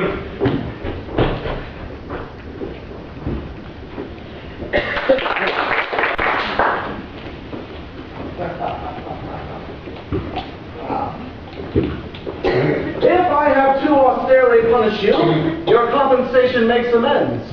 For here have I given you a third of mine own life, for that for which I live, who now I return to thy hand. All thy vexations have been but my trials of thy love, and thou hast strangely stood the test. So here, before heaven, do I ratify this, my rich gift. Oh, Ferdinand, do not smile at me that I boast her off, for thou shalt find that she shall outstrip all praise and make it halt behind her. I do believe it against an oracle. Then, as my gift, and thine own acquisition worthily purchased, take my daughter. But, if thou dost break her virgin knot, before all sanctimonious ceremonies may with full and holy rite be ministered, no sweet aspersions shall the heavens let fall to make this contract grow, but bear hate. Sour eye, disdain, and discord shall bestrew the union of your bed with weeds so loathly that you shall hate it. Both! Therefore take heed, as Hymen's lamps shall light you. As I hope for quiet days, fair issue and long life, with love such as till now. The murkiest then, the strongest suggestion. Our worship genius can shall never melt mine honor into lust, when I shall think of Phoebus' steeds as foundered, or night have chained beloved. Fairly spoke, sit then, and talk with her. She is thine own? What, Ariel? My industrious spirit, Ariel? What would my postmaster? Here I am. Now in thy meaner ministers your last service did worthily perform, and I must use you in such another trick. Go, bring forth the rabble over whom I give thee power here to this place. Incite them to quick motion, for I must bestow upon the eyes of this young couple some vanity of mine art. 'Tis my promise, and they expect it from me. Presently? Aye, with a twink. Before you can say come and go, and breathe twice and try so, each one tripping on his toe, we'll be here with moth and bow. Do you love me, master? No? Dearly, my delicate Ariel, do not come until thou dost hear me call. Well, I concede.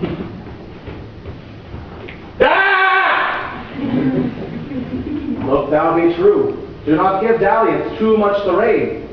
The strongest oaths are but straw to the fire of the blood. Be more abstemious, or else good night your vow. I'll warrant you, sir, the cold white snow upon my heart abates the ardor of my liver. Well, approach then, Ariel. Bring a colliery rather than want a spirit. Approach, and partly. All eyes, no tongues, be silent.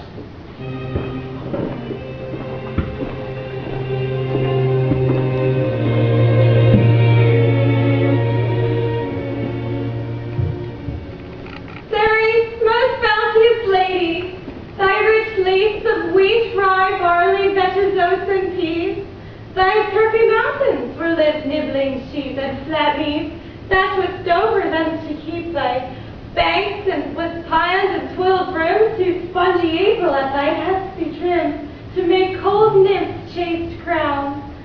Thy broom grooves, whose shadows at the smith's bachelor loves, being last lorn, thy whole-clipped vineyard and thy sea marsh, terrell and rocky hard, where thou thyself dost err, the queen of the skies, whose watery arch and messenger am I, bids thee leave thee, and with her sovereign grace here on this grass plot in this fairy place, to come and sport, her peacocks fly amain, approach rich Ceres, her to entertain.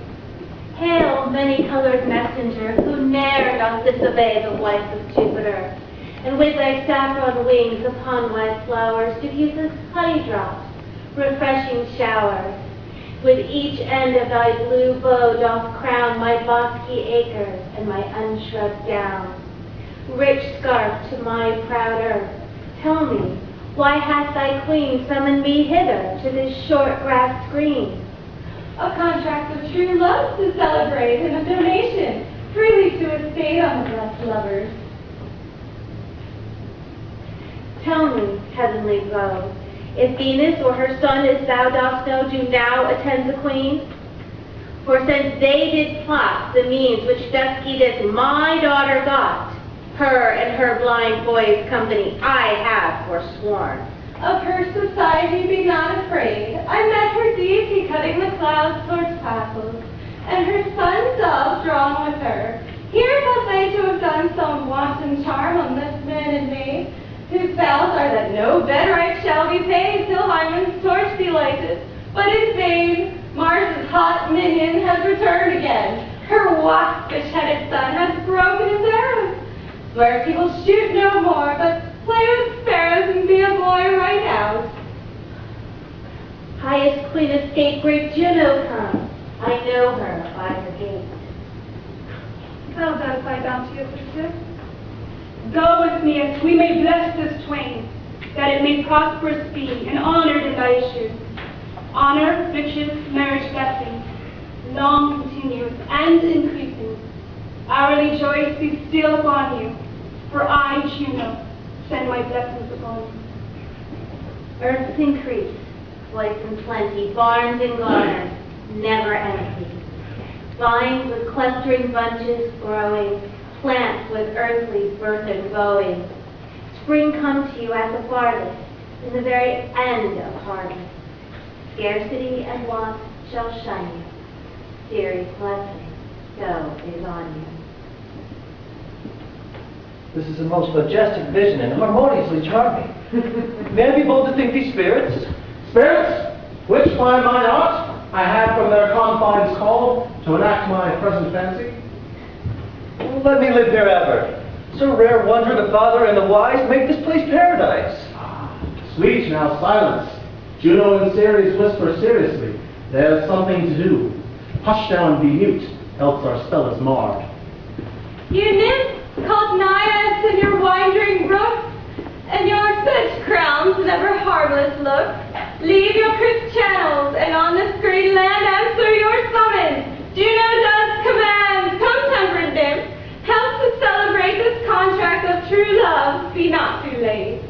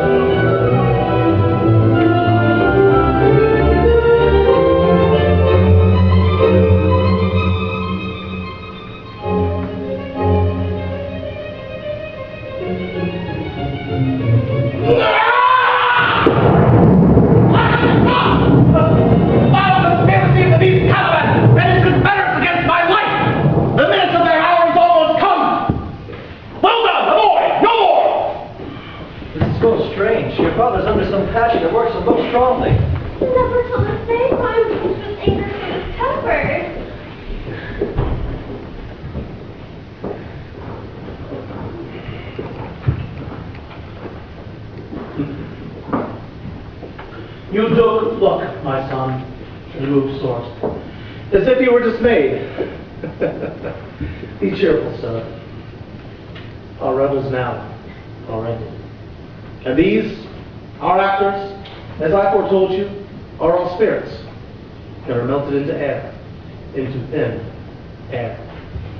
And, like the baseless fabric of this vision, the cloud-capped towers, the golden palaces, the solemn temple, the great globe itself, yea, all that it inherits, shall dissolve. And like this insubstantial pageant faded, leave not a wrack behind. We are such stuff as dreams are made on, and our little life is rounded with a sleep. Sir, I am vexed. My old brain is troubled. Be not disturbed with my infirmity. Into my cell, if you be pleased, retire there, and turn to a walk to still my beating mind. We wish you peace.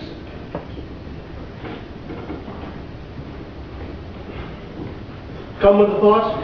I thank thee, Ariel. Thy thoughts I cleave to. What's thy pleasure? Spirit, we must prepare to meet with Caliban. Aye, my commander.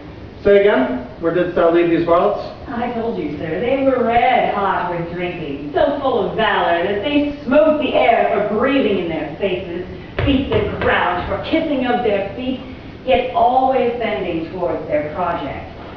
So I charmed their ears, that calf-like my lowing they followed through toothed briars, sharp furzes, prickling doss, and thorns, which entered their frail shins. At last, I left them in the filthy mantle pool beyond your cell. They're dancing up to the chins that the foul lake o'erstunk their feet. 'Twas well done, my bird. Thy shape invisible retain thou still. The trumpery in my house. Bring it hence, for still to catch these thieves. I go. The devil. A born devil, on whose nature nurture can never stick. And all my pains humanely taken, all lost. Quite lost. As with age his body uglier grows, so his mind cankers. I will plague them to all, even to roaring. Come, hang them on this line.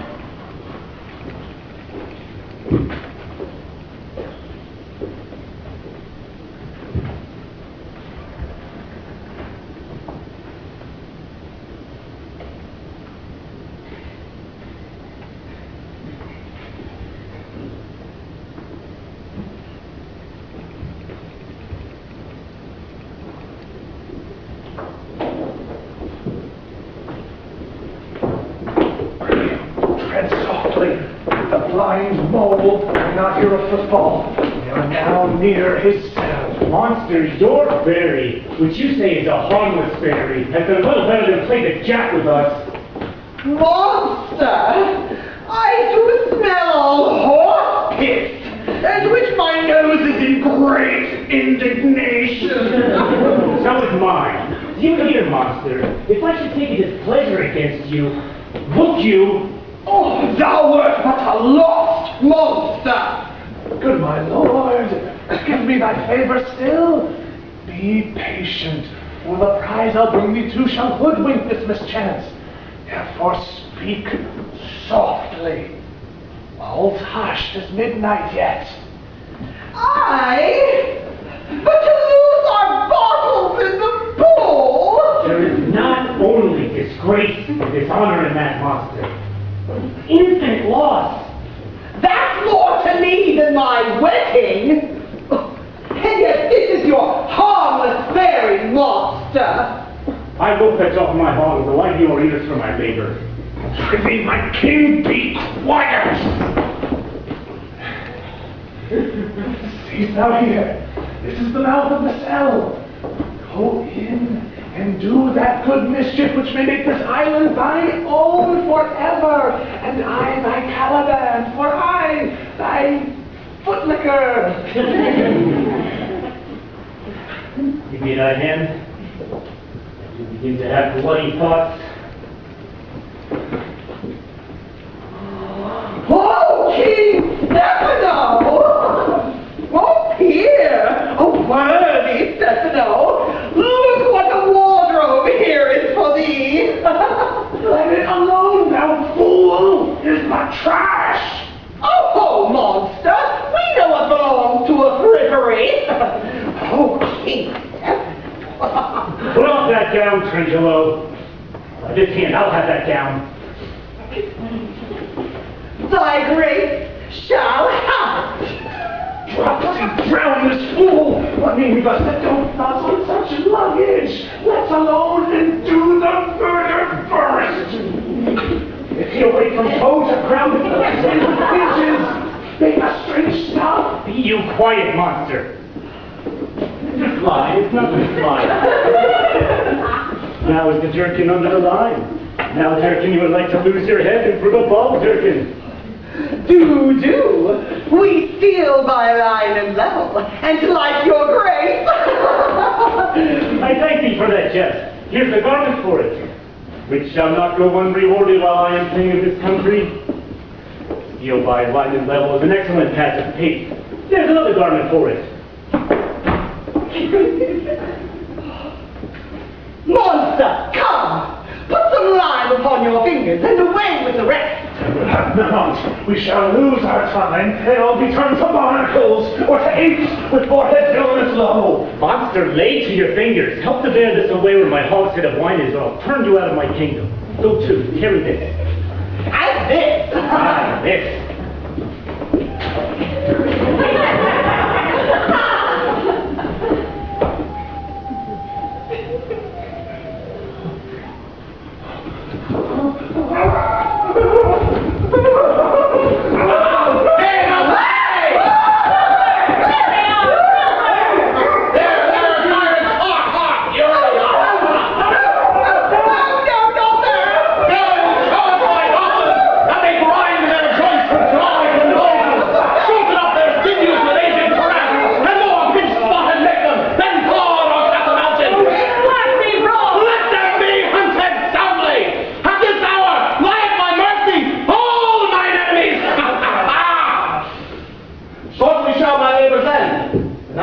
The air of freedom, for a little follow, and do me service.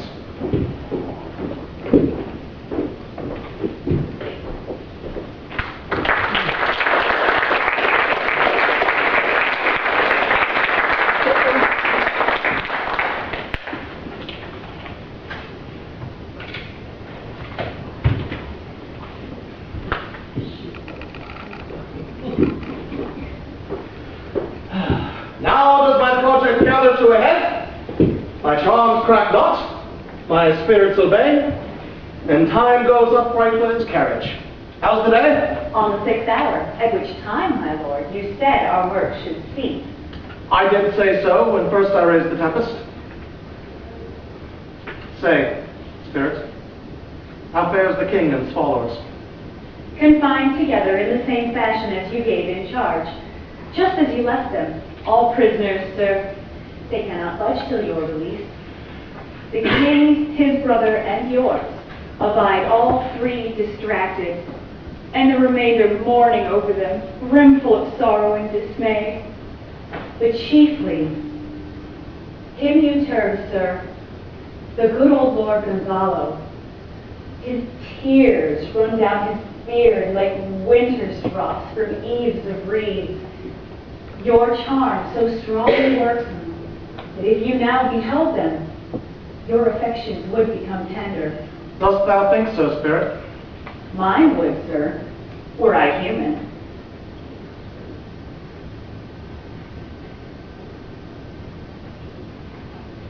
And mine shall. Hast thou, forth but air, a touch, a feeling of their affliction?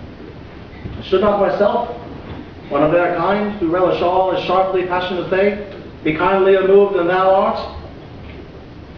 Though with their high wrongs I'm struck to the quick, yet my nobler reason against my fury do I take part. The rarer action is in virtue than in vengeance. They being penitent, The sole drift of my purpose extends not a frown further. Go release them, Marilyn. My charms I'll break, their senses I'll restore, and they shall be themselves. I'll fetch them, sir. Ye elves of hills, brooks, standing lakes and groves, and ye who upon the sand with printless foot do chase the ebbing Neptune and fly him when he comes back. You, demi-puppets, that by moonshine with green sour ringlets make, whereof the ewe not bites. And you, whose pastime it is to make midnight mushrooms that rejoice to hear the solemn curfew, by whose aid, weak masters though ye be, I have bedimmed the noontide sun, called forth the mutinous winds, betwixt the green sea and azure vault, set roaring war, and to the dread ruffling thunder have I given fire, and rifted Jove's stout hook with his own bolt. The strong based promontory have I made shake, and by the spurs plucked the pines and cedar. Graves hath my command, have waked their sleepers, hoped, and let them forth by my so potent heart.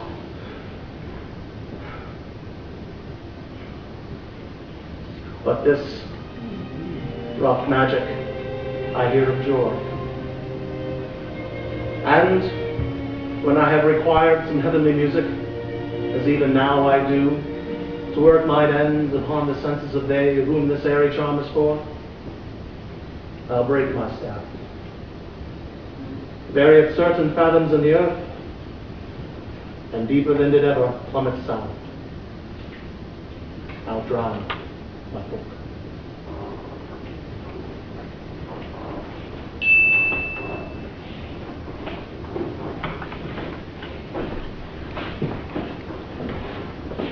The solemn air, the best comforter to an unsettled fancy, pure are thy brains, now useless, boiled within thy skulls.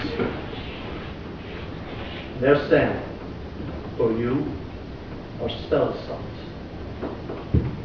Holy Gonzalo, honorable man, mine eyes, ever sociable beside thine, fall fellowy drops. The charm dissolves apace. O good Gonzalo, my truest preserver and most loyal sir, to him thou followest, I shall pay thy graces home in word and deed. Most cruelly did you, Alonso, use me and my daughter. Thy brother was a furtherer in the act. Thou art now pinched for it, Sebastian. You, brother mine, who entertained ambition, expelled remorse and nature, who here with Sebastian, whose inward pinches are therefore most strong, would have killed your king. I do forgive thee, unnatural as thou art. Their understanding begins to swell. Soon shall the reasonable tide fill the reasonable shore that lies foul and muddy. Not one of them that looks on me or yet would know me. Ariel, the robe in my cell. Fetch it. I will discase me and present myself as I was sometime Milan. And hurry, spirit, thou shalt soon be free.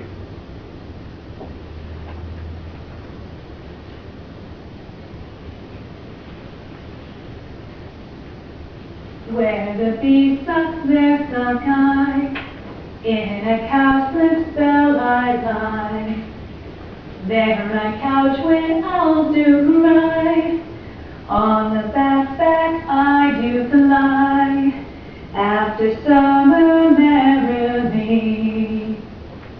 Merrily, merrily shall I live now, under the blossom that hangs on the bough. That's my dainty Ariel. I shall miss thee, but thou shalt have freedom. So. To the king's ship, invisible as thou art. The mariners shalt thou find under hatch asleep. Master and boatswain, being awake, enforce them to this place, and presently I prithee. I drink the air before me and return our area pulse twice beat. All torment, trouble, wonder, and amazement inhabit here. Some heavenly power guide us from this fearful country. Behold, Sir King, the wronged Duke of Milan, Prospero. For more assurance that a living prince does speak to thee, I embrace thy body,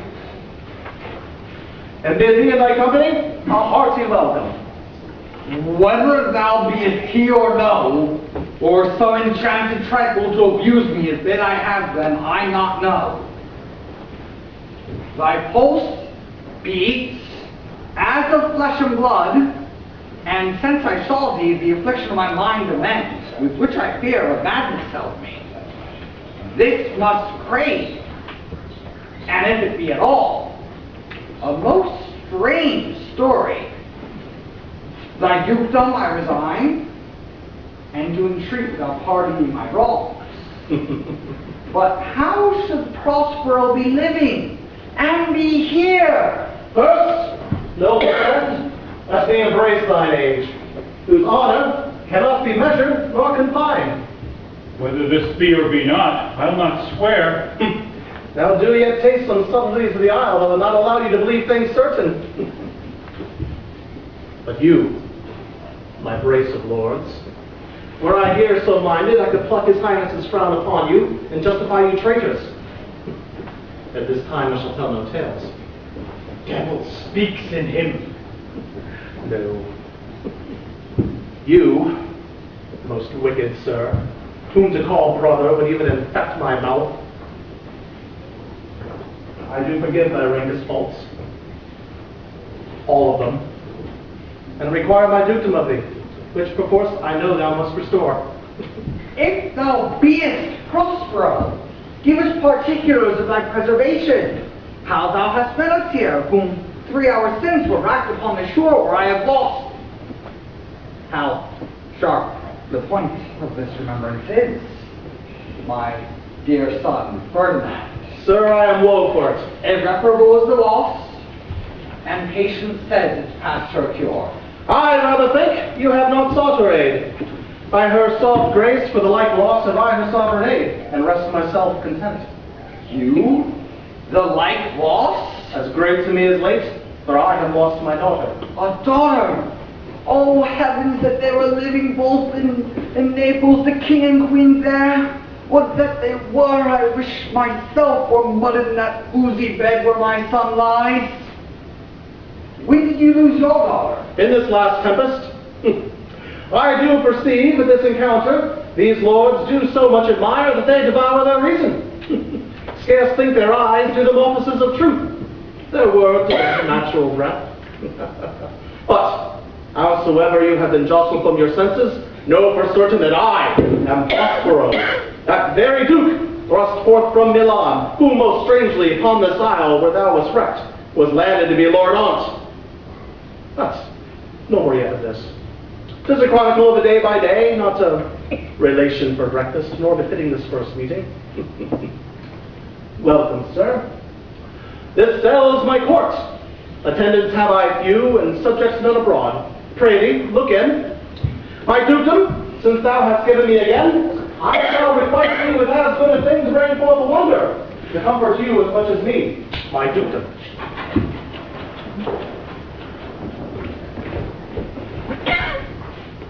Sweet Lord, your time is full. No, dearest love, I would not for the world. Yes, for a score of kingdoms you should wrangle, and fair play. If this should prove a vision of the island, one dear son shall I twice lose. A most high miracle. Threaten they be merciful. I have cursed them without cause. Oh, all the glad tidings of a father compass me about. Say how thou camest here. Oh, wonder! How many goodly creatures are there here? How beauteous men kindness! Oh, brave new world to have such people in it! 'Tis new to me.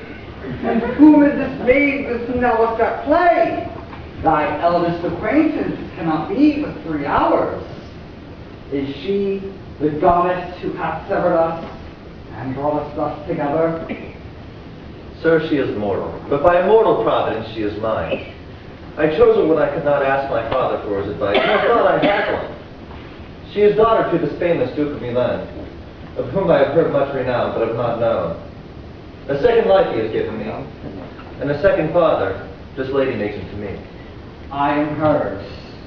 But oh, how oddly will it sound that I must ask my son for forgiveness. There, sir, stop.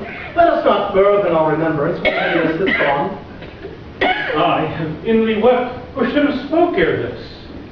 Look down, you God, and on this couple drop a blessed crown, for it is you who have talked forth the way that brought us hither. I say amen, Gonzalo. Was Milan thrust from Milan, that his issue should become kings of Naples?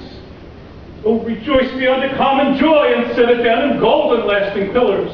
In one voyage did Claravel her husband find in Tunis, and Ferdinand her brother found a wife where he was lost. Prospero his dukedom on a poor isle, and all of us ourselves, when none of us was his own. Give me your hands. Let grief and sorrow still embrace the heart of all who doth not wish you joy. Be it so, amen. Oh, look, sir, look, sir. Here is more of us. I prophesied if a gallows were on land, this fellow would not drown. What is the news? The best news is that we have safely found our king and company. The next, our ship, which but 3 glasses since we gave out split, is tied in the air and bravely rigged, and as when we first set out to sail. Sir, all the service have I done since I left. My tricksy spirit. These are not natural events. They strengthen from strange to stranger. How came you this place? If I did think, sir, if I were well awake, I'll strive to tell you. We were dead asleep, and how we know not, clapped under hatches, where, but even now, with strange and several noises, of roaring, shrieking, howling, jingling chains, and more diversity of sounds, all horrible, we were awake, straightway at liberty, where we, in all her freedom, our royal, good, and gallant ship, our master capering off to see her on their trites, so please you, even in a dream, where we divided from them and brought looking hither. Once well done. Bravely, my diligence, thou shalt be free. This is strange amaze, airmen trod. There is more in this than nature was e'er conduct of. Some oracle must rectify our knowledge. Sir, do not infest your mind with beating on the strangeness of this business. At its leisure, which shall be shortly, single I'll resolve thee, which to you shall seem possible, of all these happened accidents. Till when, think of each thing well, and be cheerful. Spirit, set Caliban and his companions free. Untie this cabin. How fares my gracious sir? There are yet missing of your company a few odd lads that you remember not. Every man shed for all the rest, and let no man take care for himself, for all is good fortune. Crotch you, holy monster, crotch you. If these be true spies which I wear in my head, oh, here's a goodly sight. Oh, Setibus, what brave spirits are these? What things are these, my good Lord Antonio? Room money by them? Very like. What for them is a plain fish, no doubt. Remarkably awful. Mark with the badges of these men, my lord, and say if they be true. This misshapen knave, his mother was a witch, and one so strong as to control the moon, make ebbs and flows and deal at her command without her power. These three have robbed me. This bastard one, this demi-devil, have plotted with them to take my life. 2 of these fellows you must know and own. This thing of darkness, I acknowledge mine. I shall be pinched to death. Is not this Stefano, my drunken butler? He is drunk. Where had he wine? And Trinculo is really right. Where found they this grand liquor that hath gilded them? How now, Trinculo? How came thou in such a pickle? I have been in such a pickle since I saw you last, that I fear me may never out of my boat. I shall not fear fly blowing. Why, how now, Stefano? Touch me not. I am not Stefano, but I am. You'd be king of the isles, sir? It should have been a sword one then. This strangest thing as e'er I laid eyes upon. He is as misshapen in his manners as in his shape. Go, sirrah, to my cell. Take with you your companions. As you appear to have my pardon, trim it handsomely. Aye, that I will, and shall be wise hereafter and seek for grace.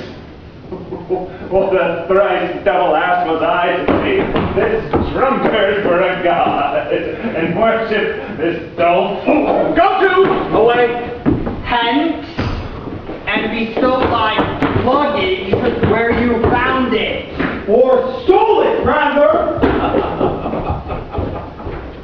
Sir, I invite your highness and your train into my cell for this one night, and thou shalt take thy rest, which part of it I will waste with such discourse as to no doubt make it go quick away, the story of my life, and of the peculiar accidents since I came onto this island. Then, in the morn, I'll take you to your ship, and then home to Naples, where I have hope to see the nuptials of these, our beloved solemnized, and then retire me to my Milan, where every third thought shall be my grave. I long to hear the story of thy life. It must take the ear strangely. I'll deliver all, and promise you calm seas, auspicious gales, and sail so expeditious ye shall catch your royal fleet far off.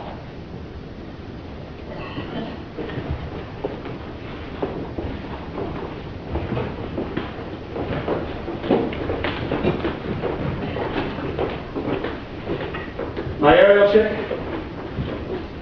that is thy charge. And then, to the elements. Be free. And fare thee well.